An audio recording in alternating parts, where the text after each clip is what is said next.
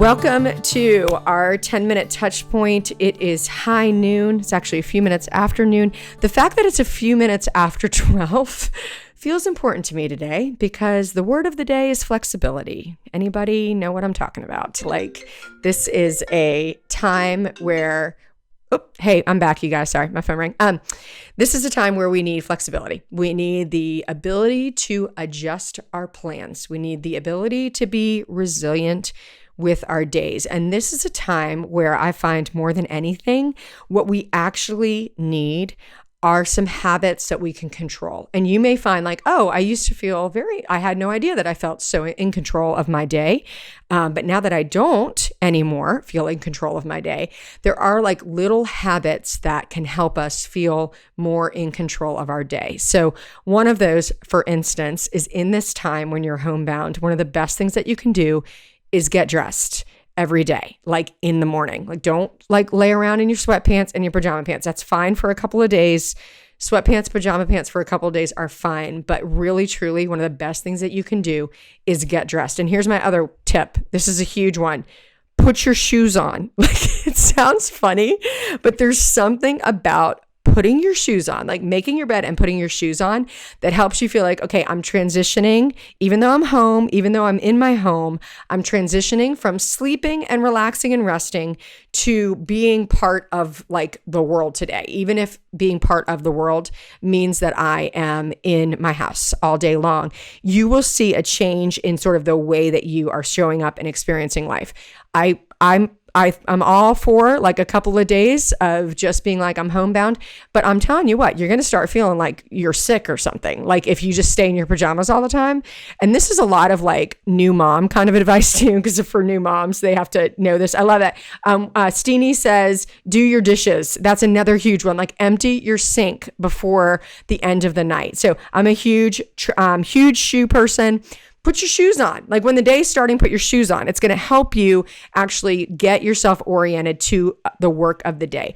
The other thing is, even if you think that you're a spontaneous person, you will not be at your best if you don't have any sense of what your day is going to bring. Like you do need some kind of idea or schedule. We really are made to work. I don't know if you've heard like the theology of work, but in the Garden of Eden, like as we began as humans, men and women created in the image of God, we were given a purpose. Like God said, rule and subdue the earth. Like he gave us this wiring for work. And so when your whole schedule has been disrupted, even if you think you're a kid who doesn't like school, when you don't have school to go to, when you are a person who goes to a workplace and you can't go there anymore, even when you're an entrepreneur who maybe has worked from home, but everything is shifting about your life and projects have been canceled and plans have been canceled, you're going to find, wow, like I need some stability within my day so that I can get to the end of the day with habits I can control. And we all have habits we can control. Carlene says also put your lip gloss on, which I forgot to do, but maybe tomorrow. So we all have a little bit of those things. Lisa over here on Instagram says, make your bed, feel like you've accomplished something. That's great. I mean, again, you guys, isn't this a funny time? Like we are in such an interesting season where we're reestablishing just like the basics of life. Like, what do I want to call a good day? And I think that's really a question that we can ask ourselves is like, what do I want to call a good day? In the midst of all the things I cannot control, what can I control about what makes a good day? And I would encourage you to think mind, body, spirit, others. So I like to add that one there. So for my mind, what is it that I can accomplish today that I have control over? And please, like, set the bar low at first. Let's go for some small wins. Anybody here experiencing that you can do far less than you thought you could, and that like you're having a harder time adjusting than you thought you would, or you're finding that you're turning on the news every hour and you never have been a person like that before? Like we're all adjusting, and it takes a little bit of time to adjust. So maybe set the bar a little bit lower for yourself than you were thinking. And if you're like, well, what I want to do today is write a fiction novel. Like maybe not. Maybe you're going to read just one chapter of a book, or say I'm going to read like before noon. I'm going to sit down for like 15 minutes and read, or I'm going to find a book that I want to read. Like I'm going to start with that. So setting those goals a little bit lower than you expect, and having a mind goal, like what is it that I'm doing with my mind today? What is it that I'm doing for my spirit today? And that might be this 10-minute touch point. It might be a great time to reestablish practices around scripture reading. And we're going to start, by the way, a How to Study the Bible group that's going to start April 1st. So right after this 14-day challenge, if you're like, hey, I want to re-up, like I want to do your 30-day Bible challenge for my spirit in this time. I find that just praying out loud together with my family is a practice that I'm trying to cultivate. It's not something that we've been in the habit of because life got busy. I mean, that's what happens, right? Life gets busy and things fall away and we aren't together that much. And yesterday we went to run at the track, or 2 days ago, and my youngest son said, I can't remember the last time we were all in a car together, which was a sign of like, wow, like our lives have been very full, very different. And so now we're coming back together. And anytime you come back together or do things new, they're going to feel a little bit awkward. Everything's going to feel a little bit off kilter, but just press forward. Remember, if you're the grown-up in your home, you are the leader of your home. You are the leader of the atmosphere and the environment that you're creating for the other people in your home. And you're also the leader of your relationships. And so if you're not with a family in a home right now, you still have agency over the way that you're engaging with your relationships. You have the opportunity to engage with your mom, your parents, your grandparents, your siblings with confidence and with optimism. You have a choice to make in that. You have agency over that. But if you are a parent in a home, you are the leader of that home. So you figuring out first what it's going to take for your mind, body, and spirit and others to be connected with a very low bar at first. You need to be able to call that a good day. Like, it's a good day. I made my bed. I took a walk. I opened a book or decided what book I'm reading, and I prayed with my family. That's a good day. Like, that's enough for one day.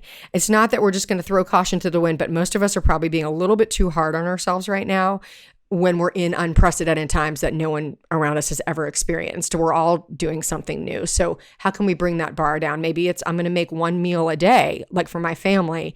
This morning I was feeling really off, just really struggling to like adjust to the new normal, feeling a lot of pressure. And I was like, what can I do right now? And I was like, I'm going to make pumpkin bread for my family. Like, I'm going to do something with these feelings. I'm not just going to sit in them and kind of let it take me sideways, because as the leader of my home during the day, I don't want the atmosphere to go sideways, because when it goes sideways for the leader of the home, it goes sideways for everyone.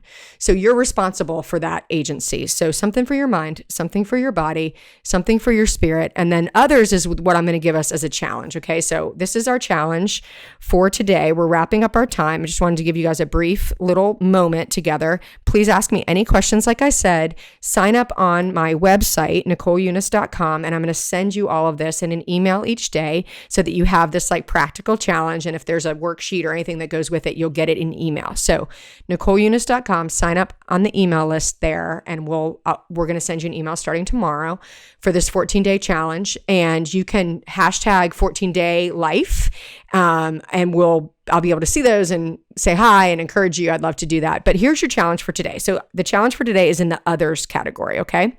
And this is this is interesting because it's not going to be tangible. Like, you're not going to be able to do something about it right now. But here's what I want you to do.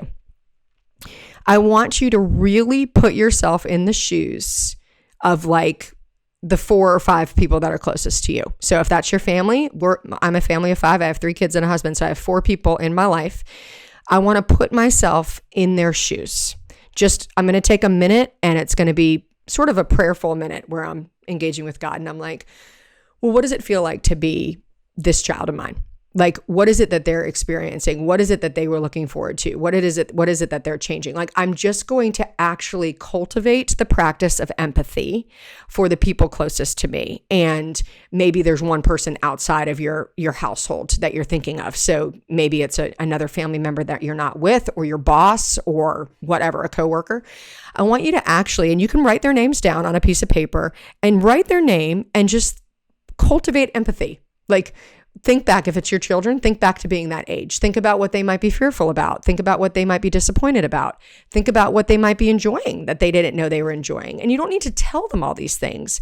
But when we actually mindfully exit our own like self-absorbed experiences, especially in this time, and we engage intentionally with the experiences of someone else, what we're doing is we're cultivating compassion and patience.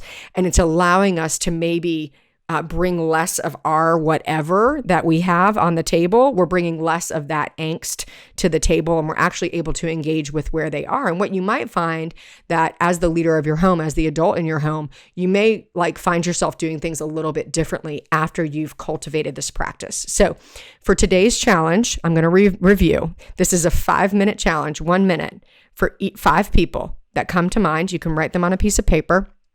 Put them on a sticky note, stick them on your fridge. You got a lot of time probably at your fridge right now. So stick them on your fridge. And I want you to think about, what does it probably feel like to be this person right now? Let's practice empathy and just see how it helps you show up tomorrow. And I would love to hear how it goes. So practice your empathy. Challenge number 1, practicing empathy. If you want to call that person out, send them an Instagram post, something like that. I'd love to see how you're creative about that practice. Reflect on what that's like, and then we can talk about it tomorrow. And I will give you your challenge for day 2. So don't forget, you can find this on YouTube. You can subscribe on YouTube. You can find it by going to NicoleUnis.com. Get on the email list. We'll send you an email tomorrow. It'll always give you the link to the video. So if you miss a video, you'll be able to watch it back. And this is a great practice for everybody in your family. Every challenge I'm going to give you is appropriate for every person in your family. Okay? All right, you guys, enjoy. And I will talk to you tomorrow.